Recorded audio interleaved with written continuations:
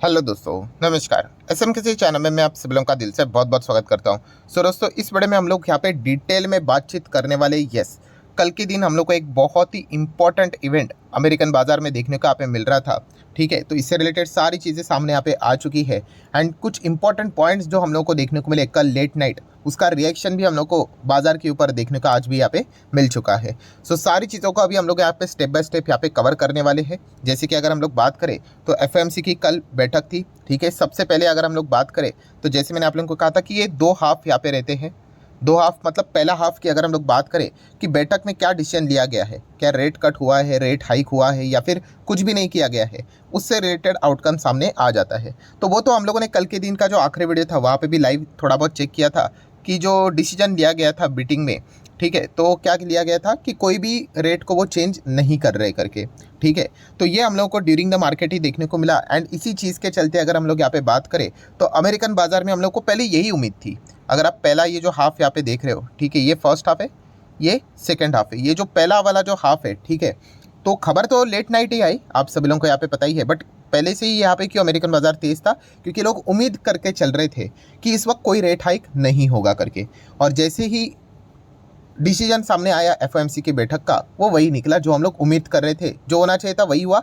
कोई भी rate hike नहीं हुआ। बट आप सभी लोगों को पता है ये तो आधी पिक्चर हो गई, इंटरवल हो गया। इंटरवल के बाद तो असली पिक्चर है, क्लाइमैक्स बीमैक्स सब कुछ सेकंड हाफ में ही होता है। एंड सेकंड हाफ आप सभी लोगों को पता ही है किससे रिलेटेड था। तो पॉवेल जी की अगर हम लोग बात करें, उनकी कॉमेंट्री, प्रेस कॉन्फ्रेंस, सवाल जवाब एंड उससे रिलेटेड क्या क्या चीज़ें सामने निकल कर आती है, तो उसका रिएक्शन भी हम लोग को देखने को यहाँ पे मिल जाता है।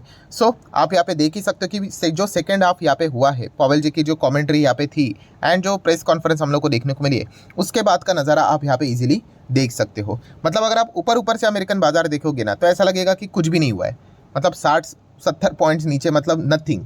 बट अगर आपने प्रॉपरली इन चीज़ों को ट्रैक यहाँ पे किया होगा एंड अगर आप चेक भी करोगे जहाँ से ये गिरा है और बॉटम पे ही एग्जैक्टली, मतलब मार्केट क्लोज हुआ इसीलिए, वरना अगर और टाइम थोड़ा सा दिया जाता, आधा एक घंटा, तो शायद से बाजार और नीचे जाता। ठीक है, तो ऐसे कुछ पॉइंट्स हम लोग को देखने को यहाँ पे मिले थे। हम यहाँ पे कह सकते हैं टॉप लेवल से बाजार जो गिरा है वो लगभग लगभग रफली 350 पॉइंट भी आप चाहो तो बोल सकते हैं टॉप लेवल से गिरा है। ठीक है, ये पहले से ही तेज़ी बनी हुई थी, लगभग 200 पॉइंट के आसपास की, 150-200 की, उसको भी खो दिया। जो गैप अप स्टार्ट हुआ था उसको भी खो दिया और उसके नीचे जाके प्रीवियस जो क्लोजिंग थी उसके नीचे चला गया। आप अंदाज़ा लगा सकते हो कि पॉवेल जी की जो कमेंट्री थी, जो प्रेस कॉन्फ्रेंस हम लोग को देखने को मिली थी, उसमें किस प्रकार का आउटकम देखने को यहाँ पे मिला होगा। उसी को हम लोग यहाँ पे अभी थोड़ा सा आसान भाषा में समझने की कोशिश करने वाले कि ऐसा पॉवेल जी ने क्या बोला है करके।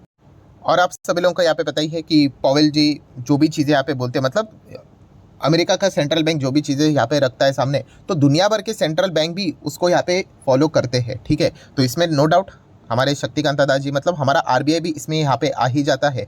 एंड जिस प्रकार की चीज़ें उन्होंने सामने रखी हुई है, हम कह सकते हैं आरबीआई के लिए भी एक सिरदर्द वाला काम यहाँ पे रहने वाले। सिर्फ आरबीआई में पकड़ लेना इन्वर्टेड कॉमा में, अब सेंट्रल बैंक, दुनिया भर के सेंट्रल बैंक को भी चाहो तो यहाँ पे पकड़ सकते हो। तो चलिए, पॉवेल जी ने क्या क्या पॉइंट सामने रखे हुए वो मैं आपके सामने रखना चाहूँगा। देखिए, एक कॉमन सेंस वाली भी बात होती है दोस्तों, कि अगर आप थोड़ा सा इतिहास उठाकर देख लेना, जब भी इनकी कॉमेंट्री स्पीच होती है ना, 10 में से अगर आप चेक करोगे, आप कह सकते हो 6 से 7 बार आपको बाजार नीचे जाते हुए देखने को मिलेगा। क्यों ऐसा? क्योंकि हमारी उम्मीदें हमेशा अच्छी मतलब ज़्यादा होती है।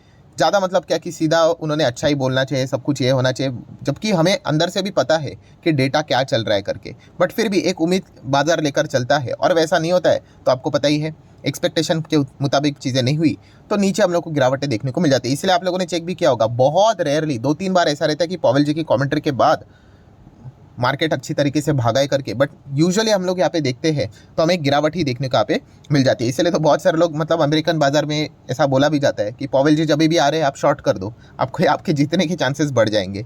ठीक है, तो ये चीज़ें बोली जाती है। ठीक है, अभी हम लोग हाईलाइट्स को फटाफट कवर कर लेते हैं। पूरा तरीके से हम लोग चीज़ों को कवर नहीं करेंगे, जो जो इंपॉर्टेंट चीज़ें उन्हीं को कवर करेंगे। सबसे पहले पॉवेल जी ने यही कहा है कि भाई हमारा जो इन्फ्लेशन है वही सबसे मेजर मुद्दा है और जो हमारा टारगेट है 2% का, उसके ऊपर आज भी हम लोग कायम है। वो तो पता ही है, वो तो उसको चेंज करने वाले हैं नहीं। पर उन्होंने बाद में एक ऐसा पॉइंट बोल दिया जो कि नेगेटिव पॉइंट आप कंसिडर जरूर कर सकते हो। कौन सा पॉइंट बोला? उन्होंने कहा कि भाई ये 2% का टारगेट तो आ ही जाएगा, बट इसके लिए बहुत ज़्यादा टाइम लगने वाला है। अगर आप ये एक्सपेक्ट करते हो कि फटाफट नीचे यहाँ पे आ जाए, तो ऐसा होने वाला नहीं है। इनडायरेक्टली उन्होंने क्या बोलने की कोशिश की है कि ये जो रेट आपको हायर लेवल पे देखने को मिल रहे हैं, अमेरिकन बाजार की हम लोग बात कर रहे हैं, ठीक है, दुनिया भर में भी वही चीज़ें देखने को मिल रही है, ये बहुत ही लंबी अवधि तक रहेंगे हायर रेट्स, ठीक है। तो ये उन्होंने एक इनडायरेक्ट वे में ये बात बोलने की कोशिश की है, जो कि बाजार को बिल्कुल भी पसंद नहीं आई।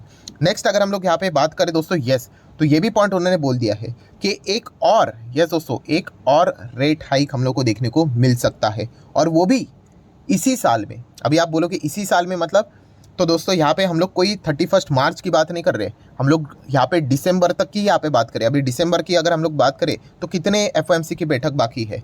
सो अक्टूबर नवंबर को एक बैठक यहाँ पे होने वाली है। अक्टूबर नवंबर ऐसा क्यों लिखा है? 31 अक्टूबर को स्टार्ट होगा, 1 नवंबर को क्लोज होगा, तो इसलिए अक्टूबर नवंबर लिखा हुआ है।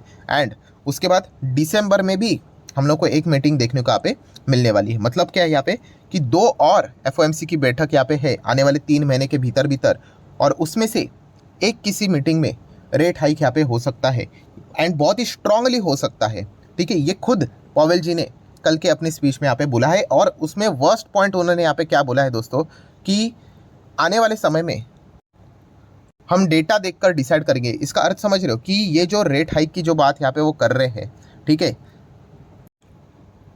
एक सेकेंड, थोड़ा सा टेक्निकल ग्लिच हुआ, कोई बात नहीं। चलो, तो कहाँ पे था हम लोग? यस, कि एक और मतलब उन्होंने बोला है कि रेट हाइक तो यहाँ पे होने वाला है, बट यस, इसका अर्थ ये दोस्तों कि आने वाले समय में वो डेटा देखकर डिसाइड करेंगे। मतलब ये आखिरी रेट हाइक भी होगा, इसकी भी गारंटी नहीं।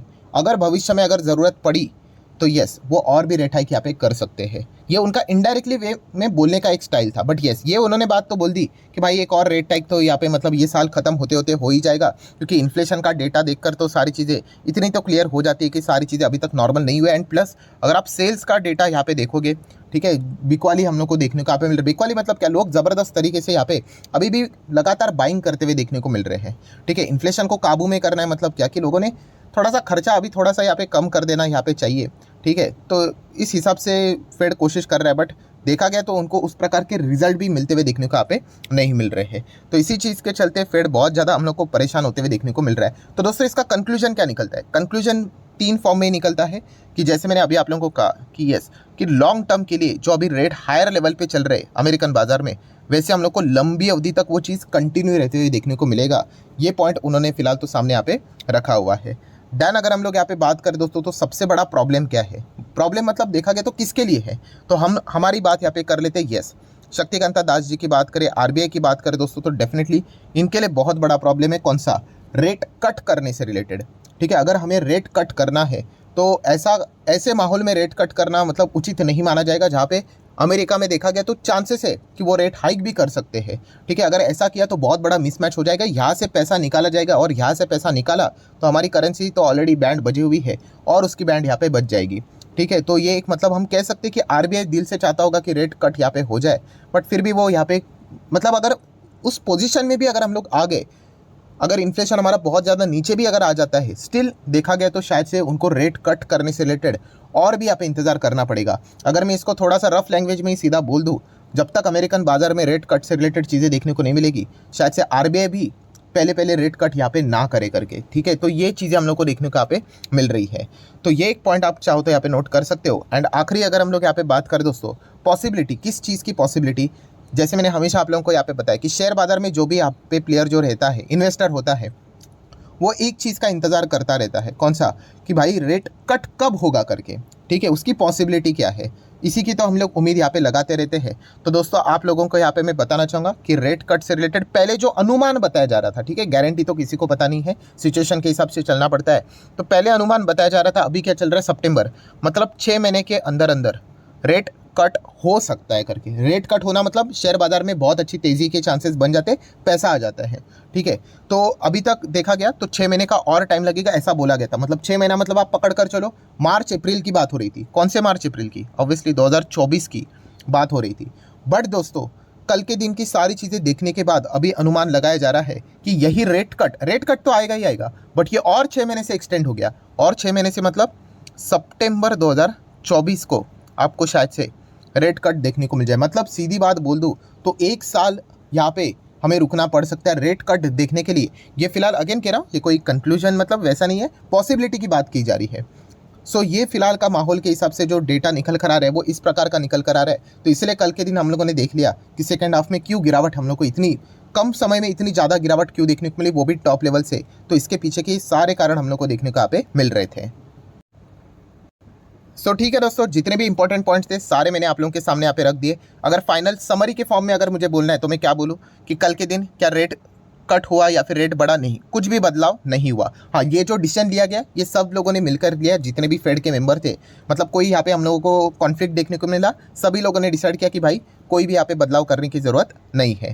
देन उसके बाद जो कमेंट्री थी वो बिल्कुल भी अच्छी नहीं थी। एक और रेट हाइक यहाँ पे आने वाले समय में हो सकता है, वो भी 2 मीटिंग जो बाकी है उसमें एक आ सकता है रेट हाइक। इसकी बहुत स्ट्रॉन्ग पॉसिबिलिटी कमेंट्री के चलते देखने को मिल चुकी है। देन उसके बाद भी 2% का टारगेट तो फोकस में रहेगा। एंड ये वाला भी रेट हाइक अगर हो गया 2 मीटिंग में भी एक बार, तो इसकी भी गारंटी नहीं है कि आखिरी वाला हो, इसके बाद भी रेट हाइक हो सकता है। इसका अर्थ बहुत सिंपल है कि ये जो हायर रेट्स देखने को मिल रही है लॉन्गर पीरियड के लिए चलेंगे, ये एक संकेत इनडायरेक्टली फेड के माध्यम से हम लोग को देखने को मिल चुका है। एंड ये पूरा चीज़ को अगर हम लोग जोड़कर देख ले तो आरबीआई भी यहाँ पे बुरी तरीके से फंसते हुए देखने को यहाँ पे मिल रहा है कि इनको भी अगर रेट कट करना है तो वो भी यहाँ पे कर नहीं पाएंगे। हाँ, फिलहाल हमारा इन्फ्लेशन टॉप पे है, बट फिर भी अगर हम उस पोजीशन पे भी आ गए स्टिल हम कर नहीं पाएंगे, क्योंकि यस बहुत मिसमैच हम लोग को देखने को यहाँ पे मिल सकता है, क्योंकि सारी चीज़ों को एक साथ लेकर चलना पड़ता है। तो ये पूरा सिनेरियो फिलहाल तो हम लोग को देखने को यहाँ पे मिल चुका है। एंड इसी का नतीजा था, जैसे हम लोगों ने देखा फर्स्ट हाफ मार्केट बहुत अच्छा चला, बट उसके बाद कम समय में ही लगभग 350 पॉइंट की अच्छी खासी गिरावट अमेरिकन बाजार में हम लोग को सेकंड हाफ में देखने को यहाँ पे मिली है। अभी देख लेते हैं आगे क्या होता है। जैसे उन्होंने खुद पॉवेल जी ने बोला है कि डेटा देखकर ही वो डिसाइड करेंगे, तो अगर अच्छा डेटा आ जाता है तो लोग उम्मीद करेंगे कि भाई शायद से कुछ हो जाए अच्छा करके। बट अगर डेटा खराब आ जाए तो फिर मतलब क्या ही उम्मीद रखे। अभी तो ये भी बोला जा रहा है कि भाई 1 साल रुकना पड़ेगा रेट कट का सपना देखने के लिए। देख लेते हैं अभी क्या होता है करके। कुल मिला के जो भी चीज़ें यहाँ पे सामने आई है, कोई एनर्जेटिक चीज़ें देखने को ही नहीं मिली।